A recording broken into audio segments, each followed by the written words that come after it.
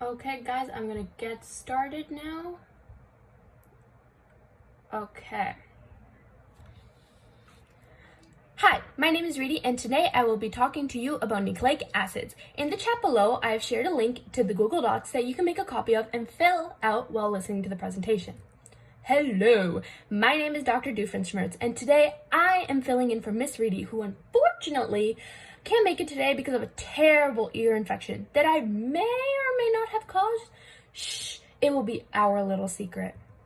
So what are nucleic acids? Nucleic acids are polymers made from monomer molecules called nucleotides. They're made out of functional groups that include phosphate, hydroxyl, and carbonyl.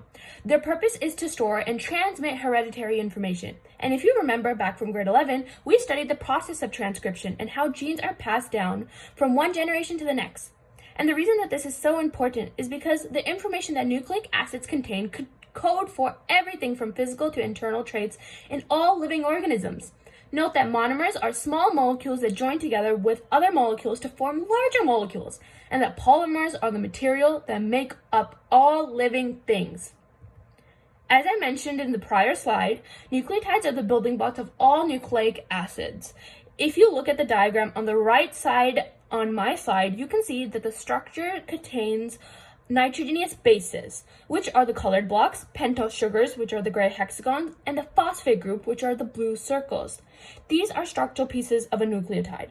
But what we can't forget are the hydrogen bonds created in between the nitrogenous bases, which in DNA are the bonds between A and T and C and G. But in RNA are the bonds between A and U and C and G.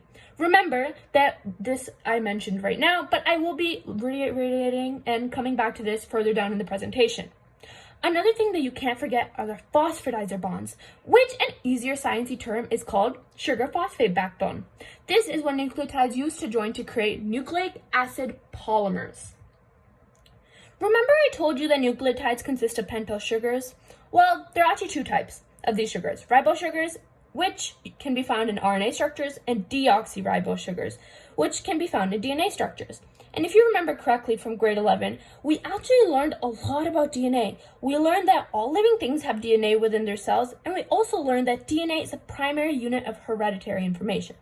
But something I want you to remember is that identifying the sugars from the structures, you will notice that deoxyribose is actually missing an oxygen. It's gone, vanished.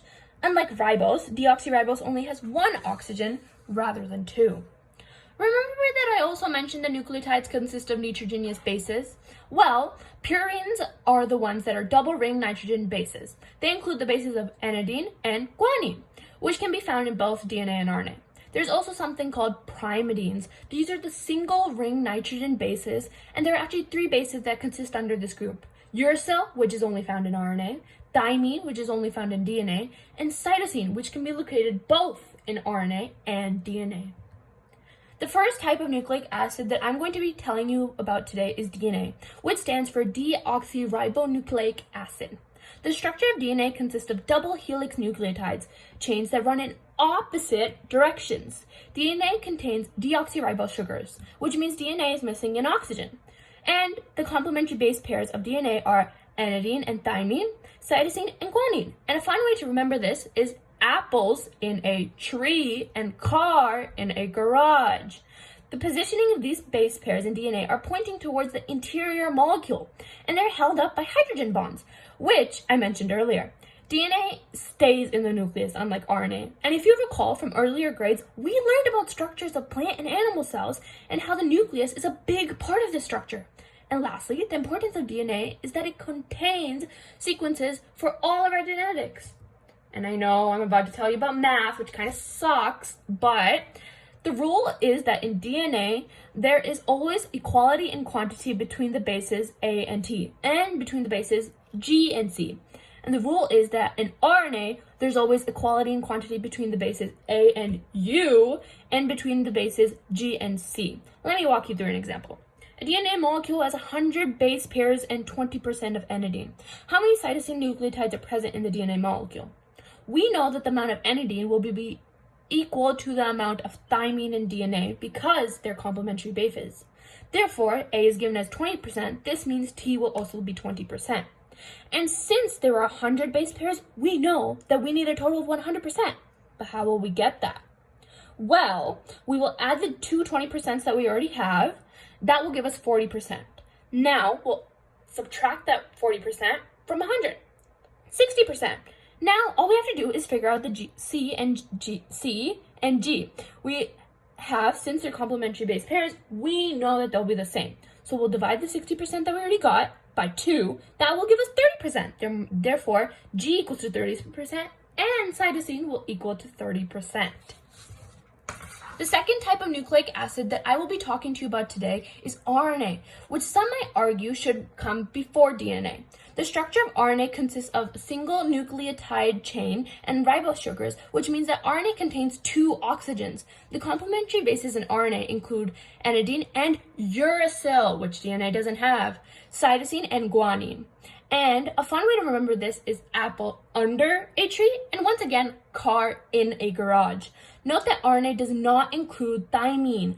RNA is the process that powers protein synthesis because since DNA cannot leave the nucleus, RNA travels out of the nucleus after reading the info in DNA and transcribes it into the polypeptide, which then creates proteins. But RNA is only able to do this with their 3 happy helpers: rRNA, which transfers amino acids to the area of protein synthesis; mRNA, which is what actually leaves the nucleus with the message that's taken into the ribosome; and tRNA, which transfers the amino acids to the correct mRNA codons.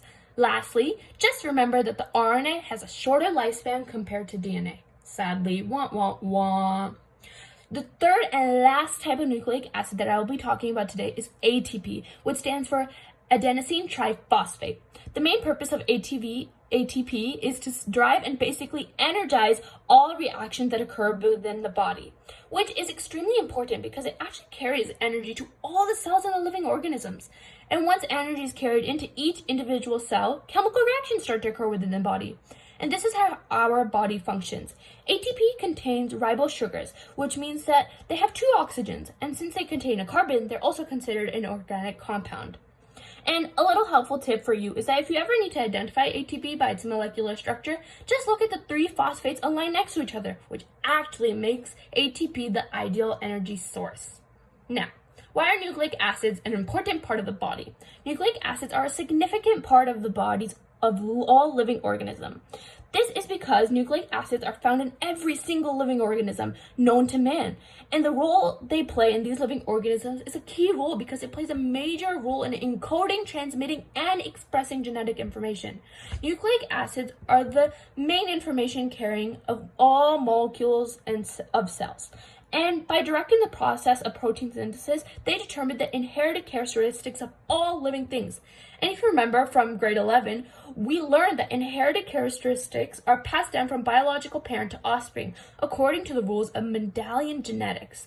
Most traits are not strictly determined by genes, but rather are influenced by both genes and the environment. Oh no, I think I hear Miss Reedy coming to hunt me down. Gotta run, bye, save me. Phew. Okay, I'm back. Dr. Doofenshmirtz finished the whole presentation? Gosh. Well, do you guys have any questions?